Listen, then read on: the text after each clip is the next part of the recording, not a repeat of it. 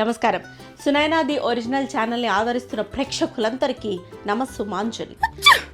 208K plus subscribers అంటే ఆషామాషి అయిన విషయం కాదు. With all the channels have been switching. ఇది మన పర్మనెంట్ ఛానల్ అనుకోండి. But thank you so much. అందుకే నేను చేసే ప్రామిస్ జనరల్గా నేను నిలబడతా. లాస్ట్ ఎపిసోడ్ నేను కోడళ్ళకి అత్తారింట్లో ఉండే ఎక్స్పెక్టేషన్స్ నెవర్ ఎండింగ్ దాని గురించి మాట్లాడాం కదా. అందులోనే చెప్పా భార్య బాధితుల గురించి మాట్లాడదామని. పాపం ప్రతాపులు వీళ్ళందరూ. వీళ్ళ గురించి చెప్తాను, కాసుకోండి.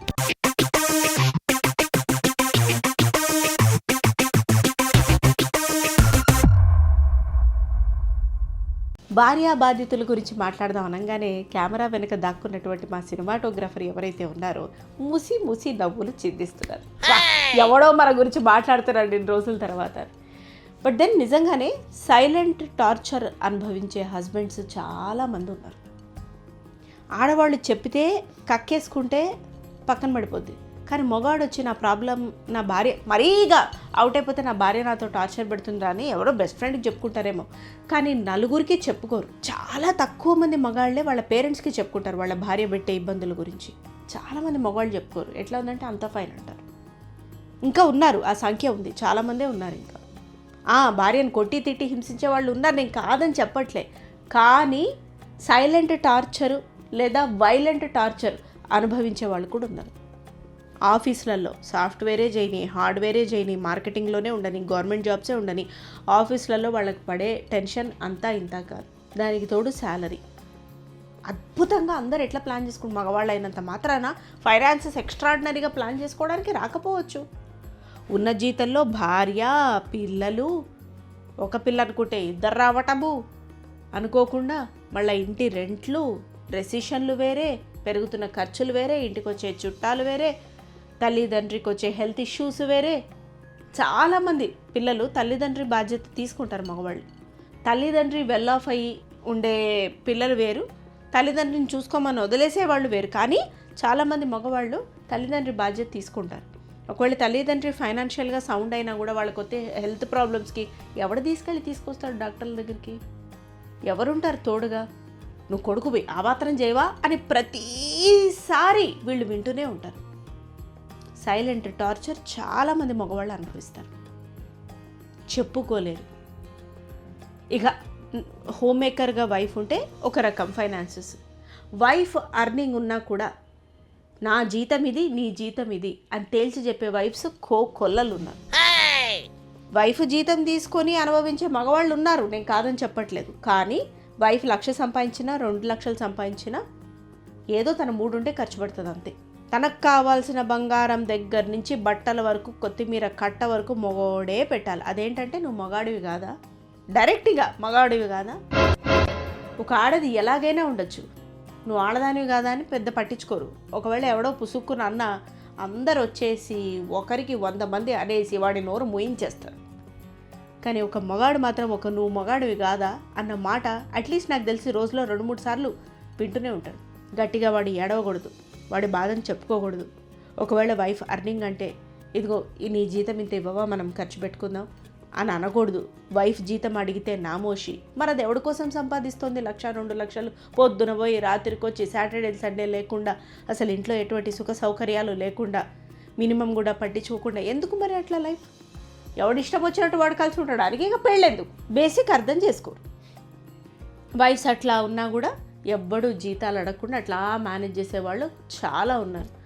పైగా వైఫ్ని తన జీతం మొత్తం తనకే వదిలేసి అసలు ఇన్వాల్వ్ అవ్వకుండా తన ఫైనాన్సెస్లో వీడికి నచ్చింది పాపం ఏదో తన కోసం ఖర్చు పెట్టి తన కోసం బంగారమో బట్టలో కొన్నా కూడా నువ్వు నన్ను సరిగ్గా చూసుకోవట్లేదు, అదిగో దాని వంక చూస్తున్నావు, దీని వంక మాట్లాడుతున్నావు, దాంతో చాటింగ్ చేస్తున్నావు, దీని ఇన్స్టాగ్రామ్లో పిక్కులు లైక్ చేస్తున్నావు, షేర్ చేస్తున్నావు, నువ్వు టార్చర్ పెడుతున్నావు, నాకు కావాల్సినంత టైం ఇవ్వట్లేదు, నేను అట్రాక్టివ్గా లేనని నువ్వు ఇట్లా చేస్తున్నావు, నువ్వు నన్ను తిట్టవు కొట్టవు కానీ సైలెంట్గా టార్చర్ పెడుతున్నావు, నువ్వు నన్ను పట్టించుకోవడం లేదు, హౌస్ హోల్డ్ వర్క్స్లో హెల్ప్లు చేయడం లేదు, లాండ్రీ వేయడం కూడా ఒక పనేనా, అది కూడా నువ్వు ఎవడైనా చేస్తాడు, మెషిన్లో లాండ్రీ వేసేది, పిల్లల ఆలనా పాలనా చూసుకోవట్లేదు, నేను ఒక్కదాన్నే చూసుకోలేకపోతున్నాను, మెయిడ్స్ మీద ఆధారపడలేకపోతున్నాను, నువ్వు రావాలి. అసలు వాడి పరిస్థితి ఎంత? వాడు ఎంత చేయగలడు అని భర్త గురించి ఆలోచించకుండా ఇబ్బంది పెట్టే భార్యలు, వర్బల్గా టార్చర్ చేసే భార్యలు, వీలైతే కొట్టే భార్యలు కూడా ఎంతోమంది ఉన్నారు. సోషల్ మీడియాలో ఈ మధ్య అట్లాంటి వీడియోస్ కూడా చాలా వైరల్ అయినాయి. నా భర్త దగ్గర నాకు సుఖం సౌకర్యం దొరకట్లేదు అని ఇంకెవరితోటో అఫేర్ పెట్టుకుని భర్తని చంపి పూడి చేసేవాళ్ళు కూడా ఉన్నారు. ఈ పిచ్చి ముండలకు అర్థం కానిది ఏంటంటే, ఈరోజు వాడు మగాడేగా, నీ భర్తను వదిలేసి నువ్వు వాడి దగ్గర పోయావు, నీ భర్తను చంపేశావు, రేపు పొద్దున వాడిని చంపడానికి గ్యారంటీ ఉందా? ఇంకో దానికోసం కర్మ రిపీట్స్ అని ఎందుకు అర్థమై సావదో నాకు అర్థం కాదు. నీ భర్తతో నీకు నచ్చట్లేదు, అసలు అండర్స్టాండింగ్ జీరో, వెళ్ళిపో, పీడాపోతుంది, చంపకు. పిల్లల్ని చంపేసే ఆడవాళ్ళు ఎంతమంది ఉన్నారు? ఏం చూడట్లేదా? కళ్ళు కాకలెత్తుకుపోయాయా? ఇప్పుడు ఈ వీడియో కింద నువ్వు మగవాళ్ళకి సపోర్ట్ చేస్తావా అని అడిగే ఆడవాళ్ళందరికీ నేను అడుగుతున్నా, కళ్ళు కాకలెత్తుకుపోయాయి? ఈ మధ్య మీరు చూడట్లేదా వీడియోస్లో? పిల్లల్ని చంపేసి, ముగ్గురు పిల్లలు ఉంటాయి, ముగ్గురిని చంపేసి, లేకపోతే ఇద్దరిని చంపేసి అఫేర్కి అడ్డు వస్తుంది పిల్ల. అది అడ్డు రావడం ఏంటి? దాని మొహం, నా ఆట అది ఆడుకుంటుంది. నీ సావు నువ్వు సావు రాదా? దాన్ని ఎట్లా చంపుతావు? కడుపున పుట్టిన పిల్లల కోసము క్యారెక్టర్స్ని కూడా పక్కన పెట్టి ఏ పనైనా చేసి పిల్లల్ని పెంచిన తల్లులు ఎంతోమంది ఉన్నారు. అట్లాంటి పిల్లలు అడ్డొస్తున్నారని చెప్పేసి తమ ఫ్యూచర్కి డిప్రెషన్ అను ఇంకొకటను ఏదైనా సరే మానవత్వం ఉండదా? యాంగ్జైటీ ఉంటుంది, యంగ్ మదర్స్కి డిప్రెషన్ ఉంటుంది. ఆ డిప్రెషన్లో ఏదైనా చేసుకోవాలి, ఓకే. మనిషిగా పుట్టిన పాపానికో పుణ్యానికో మానవత్వం ఉండదా? చూసుకోకపోతే మీ మదర్కో, మీ అత్తగారికో, లేకపోతే హెల్పర్కో, మీ హస్బెండ్కో పడేసి ఒక గంట వెళ్ళిపో, చంపకు. అది కూడా అతి కిరాతకంగా గొడ్డళ్లతో నరికి బాయిలింగ్ వాటర్లలో వేసేసి పీక పిసికి అంత చిన్న ప్రాణాలకి 2-3 ఏళ్ల ప్రాణాలు అవి, అంతకన్నా లోపలవే. 55 మార్క్స్ బాడీ మీద. అరే పిల్లల్ని ఇట్లా కొడితేనే, మనం ఇట్లా వీప్ మీద కొడితేనే ఎంత బాధ వస్తుంది. అట్లాంటిది అతి కిరాతకంగా ఎట్లా చంపగలుగుతున్నారు భర్తల్ని, పిల్లల్ని, ఆడవాళ్ళు. ఎంగేజ్మెంట్ చేసుకొని 3 రోజులు అయిన తర్వాత ప్రియుడితో కలిసి అతన్ని చంపేసిందట. ఏమే నోరు పక్షవాతం వచ్చి చచ్చిందా? నాకు వద్దు, దాని బదులు నువ్వు చచ్చిపో, అయిపోయింది. లేకపోతే లేచిపో, ఇంకా పీడా పోయింది. చంపడం ఎందుకు? ఏ పాపం చేశాడని ఎంతమందిని చంపుతావు? చంపిన వాళ్ళకి బెయిల్లు వేరే, మళ్ళీ బెయిల్స్ వేరే. ఆడవాళ్ళకి ఏం చేయాలి చెప్పండి? నువ్వు ఆ నేరం చేస్తున్నప్పుడు నువ్వు ఆడదానని నీకు గుర్తుకు రాలేదు కదా, మరి నీకెందుకు శిక్ష మినహాయించాలి? అనుభవించు. ఇట్లాంటి మగవాళ్ళు ఎంతమంది ఉన్నారు? అది ఇంకొకటితో వెళ్తుంది అని తెలిసినా తెలియకపోయినా చూచాయిగా నోరు మూసుకొని ఊరుకుంటూ, అది నీ పట్ల ప్రేమగా ఉండకపోతే భర్తల పట్ల భర్తలు అడ్జస్ట్ అవుతూ, ఎందుకు అన్నీ ఇచ్చిన, వీళ్ళన్నీ ఇచ్చి సౌకర్యవంతంగా అంతా మంచిగా చూసుకున్నా కూడా వీళ్ళ మీద ఫీలింగ్స్ కలగట్లేదని చెప్పే ఆడవాళ్ళు కూడా ఉన్నారు. అయినా వాళ్ళని భరిస్తారు. ఎప్పుడొకప్పుడు అది మారుతుందిలే, సర్లే, దానికి ఉండే ఫ్రస్ట్రేషన్ ఏంటో. పేరెంట్స్ దగ్గర చెప్పరు, ఎవడో ఒకడు ఫ్రెండ్ ఉంటాడు, వాడి దగ్గర చెప్తే చెప్తారేమో. ఏదైనా అలవాటు ఉంటే మందో సిగరెట్ తాగుతారు, ఏదో డైవర్ట్ చేసుకుంటారు, లేకపోతే టీవీ చూస్తారు, డైవర్ట్ చేసుకుంటారు. ఇట్లా ఏమీ చేయకుండా జీవితాంతం ఆడవాళ్ళని భరించే మగవాళ్ళు కూడా ఉన్నారు ఇంకా ఎక్కువగా. అదే చెప్పే ప్రయత్నం చేస్తున్నాను నేను. పండగలు వస్తే, పబ్బాలు వస్తే కొత్త చీరలు కావాలి, నగలు కావాలి, అప్పులతో సంబంధం లేదు. మళ్ళీ అప్పులు పంచుకోరు, మళ్ళీ బాధ్యతలు పంచుకోరు. పిల్లల్ని చూసుకొని, అరే నా భార్యకి చేత కావట్లేదని పిల్లల్ని చూసుకునే వాళ్ళు ఎంతోమంది ఉన్నారు. పిల్లలకి చదువులు చెప్పి, స్కూళ్ళల్లోకి వెళ్ళి టీచర్స్తో మాట్లాడి వాళ్ళని హ్యాండిల్ చేసే మగవాళ్ళు ఎంతోమంది ఉన్నారు. భార్య వదిలేసి జరిగినవి నేను విన్నవే నేను చెప్తున్నానండి. పెళ్ళై పిల్లాడు పుట్టిన తర్వాత ప్రేమించిన వాడితోటి ఆ అమ్మాయి వెళ్ళిపోతే వదిలేసి మొత్తం ఆ పిల్లాడిని పెంచి ఒక 13, 14, 15 ఏళ్ళు ఆ పిల్లాడికి వచ్చిన తర్వాత ఇక పెళ్లి చేసుకున్న వాళ్ళు ఉన్నారు, జీవితాంతం పెళ్లి చేసుకోకుండా ఉండిపోయే మగవాళ్ళు ఉన్నారు. నేను చూశాను ఇట్లాంటి వాళ్ళని, నేను చూశాను. అదేంటో విధి నాకు తెలీదు. ఇట్లాంటి వాళ్ళకి రాసి రంపాన పెట్టే భార్యలు దొరుకుతారు. కొంచెం మంచి చూసుకుందాం నా మొగుడిని అనే భార్యలకేమో శాడిస్ట్ వెధవలు దొరుకుతారు. అర్థం కాదు నాకు. ఉత్త పుణ్యానికి ఇల్లు ఉంటుంది, ఆస్తి ఉంటుంది, అన్నీ ఉంటాయి, వదిలేసి వెళ్ళిపోతారు. ప్రశాంతత ఉంటుంది, అన్నీ. ఏంటంటే నా మ్యారేజ్లో లవ్ లేదు. ఏంది లవ్? నీ బొంద, ఏం లవ్? పెళ్ళైన 10-15 ఏళ్లలో కూడా ఏం ఫీలింగ్స్ వస్తాయి? కంఫర్టబుల్గా ఉండడమే love. After 10, 8, 9, 15 years of marriage, if you are comfortable with that person, నువ్వు కంఫర్టబుల్గా ఉన్నావు ఆ పర్సన్ తోటి, అదే లవ్. ప్లీజ్ సినిమాటిక్గా బతకద్దు దయచేసి. మళ్ళీ ఇద్దరే ఉన్నప్పుడు అటువంటి లవ్ అండ్ ఎఫెక్షన్ పుట్టుకొస్తుందేమో జీవన మిథునం ప్రయాణంలో. మనం చూసాం కదా ఆ సినిమా కూడా ఇన్స్పైర్డ్గా. అందులో కూడా కొట్టుకోలేదా? పెద్దవాళ్ళు కొట్టుకోరా? వైఫ్ అండ్ హస్బెండ్ కొట్టుకోరా? కొట్టుకుంటే ప్రేమ ఉన్నట్టు కాదా? ప్రేమ ఉంటేనే కొట్టుకుంటారు, తిట్టుకుంటారు. అది అర్థం చేసుకోండి. మా భర్త నా గురించి చెప్తాడా, నాకు బాధ్యత లేదంటాడా, నన్ను ఫైనాన్సెస్ మేనేజ్ చేసుకోమని చెప్తాడా, నన్ను ఇట్లా తయారవ్వమంటాడా, నన్ను లా ఉన్నావంటాడా? ఎందుకు ఏడుస్తున్నారు? వాడు చెప్పే విధానం చండాలంగా ఉందేమో, బట్ వాడు చెప్పిన దాంట్లో ఎసెన్స్ తీసుకోండి. ఏం చెప్తున్నాడంటే, నీ హెల్త్ నువ్వు చూసుకో, నాకు టైం ఇవ్వడు. నిజంగానే అతన్ని మేనేజ్ చేసుకోవడం తెలియదు. అయినా కూడా అతనికన్నా నువ్వు మెచ్యూర్డ్ అని భావించి నీ హెల్త్ నిన్ను చూసుకోమంటున్నాడు. ఈ స్ట్రెస్ఫుల్ లైఫ్లోనే నీకంటూ ఒక గంట తీసుకోమంటున్నాడు. నిన్ను మంచిగా తయారవ్వమంటున్నాడు. నిన్ను లవ్ చేసుకోమంటున్నాడు. వాళ్ళ అమ్మా నాన్న కాబట్టి మాట్లాడలేడు ఎదురు, కానీ నువ్వు మాట్లాడుతుంటే నిన్ను ఒకవేళ సపోర్ట్ చేస్తున్నాడంటే ఈవెన్ దట్ ఈజ్ ఓకే. ఇప్పుడు వాళ్ళ అమ్మా నాన్న నిన్ను తిట్టిపోసారనుకో, నీ నోరేమైంది? నన్ను అట్లా అనొద్దనో, నాకు ఇది నచ్చుతుందనో, నేను ఇట్లా ఉంటానో నువ్వు చెప్పు. అప్పుడు నీ సపోర్ట్ హస్బెండ్ ఎక్స్పెక్ట్ చేయి. తను చెప్పేది కరెక్టే, తన మానాన్ని తను ఉండనివ్వండి అన్నా కూడా సపోర్టివ్ హస్బెండ్ కిందే లెక్క. ఉల్టా ప్లేట్ పిరాయిస్తే ఏం చేయలేం. కానీ అందరు తిట్టి కొట్టుకోలేరు పేరెంట్స్ మీదకి అట్లా మాట్లాడలేరు. ఎంతోమంది ఆడపిల్లల్ని చూస్తున్నాను నేను, తల్లిని తండ్రిని.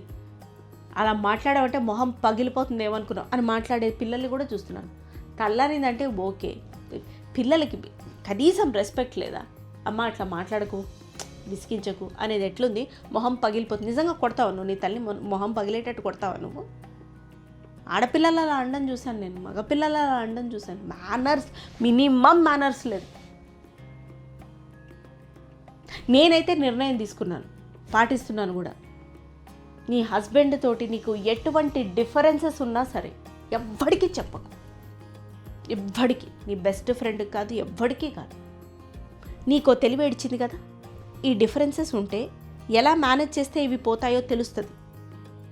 వైఫ్ అండ్ హస్బెండ్ ఉన్నప్పుడు హస్బెండ్ ప్యాటర్న్ వైఫ్కి తెలుస్తుంది, వైఫ్ ప్యాటర్న్ హస్బెండ్కి తెలియకపోయినా పర్లేదు. హస్బెండ్ ఏ టైంలో ఎట్లుంటే వైఫ్ ఖచ్చితంగా తెలుస్తుంది. వాడికి నొప్పించే పని చేయకు మనసుకి. అది వాల్యూ నువ్వు ఇచ్చేది ఆ రిలేషన్షిప్కి. నీ సెల్ఫ్ రెస్పెక్ట్ హర్ట్ అవ్వకుండా నీ హస్బెండ్ని నొప్పించే పని చేయొద్దు. చిన్న వినలేకపోతే వినలేనని మెల్లగా చెప్పు. అరుస్తావెందుకు యాంగ్షియస్ అయిపోయి? బయట అందరితో బాగానే మాట్లాడి సస్తావుగా, మరి మొగుడితో బయట ఎవడెవడో ఏమన్నా పడతావుగా, మరి ఇంట్లో వాడు ఒక చిన్న మాట అంటే ఇంకొకసారి అట్లా అనకబ్బా, నాకు హర్టింగ్గా ఉంది అని మెల్లగా చెప్పవే. వాడి దగ్గర ఏంటి నీ ఈగో? నీకేమైనా చూసుకోవాల్సింది నీ హస్బెండే, నీ హస్బెండ్కి ఏమైనా చూసుకోవాల్సింది నువ్వే. End of the day. So నీ ఫ్రెండ్స్కి ఏమీ చెప్పకు, మంచి చెప్పకు, చెడు చెప్పకు ప్లీజ్. అసలు 25s 30s దాటిన తర్వాత ఫ్రెండ్షిప్స్ మెల్లమెల్లగా లేకపోతేనే ఉత్తమం. దైవంతో కనెక్ట్ అవ్వు, నీతో నువ్వు కనెక్ట్ అవ్వు, నీతో నువ్వు మాట్లాడుకో. ఓహో ఇలా ఉన్నాడు, ఏం చేస్తే నెక్స్ట్ టైం గొడవ తగ్గుతుంది అని ఆలోచించు, ఇంప్లిమెంట్ చేయి. Relationship is all about working together life long. ఆ రిలేషన్షిప్లో ఉండడానికి నువ్వు ప్రతిరోజు కష్టపడాలి, జీవితాంతం. బాగుందిగా, కానీ తీసుకో ఆ ఛాలెంజ్ని. అంతేగాని వాడిని హింసించి వాడి గురించి నీ ఫ్రెండ్స్ దగ్గర వాడు అట్లాంటి వాడు ఇట్లాంటి వాడు అని ఇష్టం వచ్చినట్టు చెప్పి తిట్టి నీ ఫ్రెండ్స్ దృష్టిలో, నీ ఫ్యామిలీ దృష్టిలో వాడిని చులకన చేసి వాళ్ళు నీ హస్బెండ్కి మర్యాద ఇవ్వక ఏదో ఒక టైంలో అది నీకు మనసుకు నొచ్చుకొని ఇంత కాంప్లికేటెడ్గా ఎందుకు చేసుకుంటాం లైఫ్ని?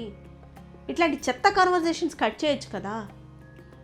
అడిగితే నువ్వు 2 సార్లు చెప్పకపోతే 3వ సారి ఎవడో అడగడు కదా. ఆలోచించు. ఈ మధ్య నేను ఒక వీడియో కూడా చూశాను. కరెక్ట్గా మనం అలా ఉంటే గనక ఆ సోలే మారుతుందంట. కర్మ తీరిన తర్వాత మన husband soul or wife soul కర్మ తీరిన తర్వాత మనం కనుక కరెక్ట్గా ఉంటే అసలు వాళ్ళేనా ఒకప్పుడు అలా బిహేవ్ చేసింది, ఇప్పుడు ఇట్లా బిహేవ్ చేసింది, ఇంత మంచిగా మనతో ఎట్లుంటారబ్బా అన్నట్టుగా మారిపోతారంట వాళ్ళు. Changing a person is possible అని నొక్కి వక్కాడిస్తున్నారు పెద్ద పెద్ద సైకాలజిస్టులు, బిహేవియర్ అనలిస్టులు. ట్రై చేసి చూడు. Changing the person is possible అంటే ఆ పర్సన్నే ఫసక్ చేసేసి ఇంకొకటి చేంజ్ చేయడం కాదు, ఉన్న మనిషిని మనకి తగ్గట్టుకు మార్చుకోవడం. అది ఓపిక, ప్రతి దానికి ఓపిక ఉండాలి. మనకు అది లేకే కొట్టుకుతొస్తుంది. వాడేదో మనల్ని పెళ్లి చేసుకున్నాడు, నమ్మి ఉన్నాడని వాడిని బాధ పెట్టద్దు. నమ్మకంగా ఉందాం, చెప్దాం, పొరపాటు చేయకుండా ఉందాం, ప్రశాంతంగా ఉందాం, బతుకుదాం, బతకనిద్దాం మగవాళ్ళని. భార్యా బాధితుల సంఘం మీ అందరికీ, భర్తలకు సారీ, ఇబ్బంది పెట్టే భార్యల తరఫు నుంచి. భార్యలు ఇక నుంచి అయినా మారండి. ముందు మీరు మనుషులుగా ఉండండి, సాటి మనుషుల్ని బతకనివ్వండి. ఈ వీడియో మీకు ఎలా అనిపించిందో తప్పకుండా కామెంట్స్ రూపంలో షేర్ చేయండి మీ ఒపీనియన్స్ని. అలాగే ఈ వీడియో బాధపెట్టే భార్యలకు కూడా దయచేసి షేర్ చేయండి, బాధపడే భర్తలకు కూడా షేర్ చేయండి ప్లీజ్. Thank you.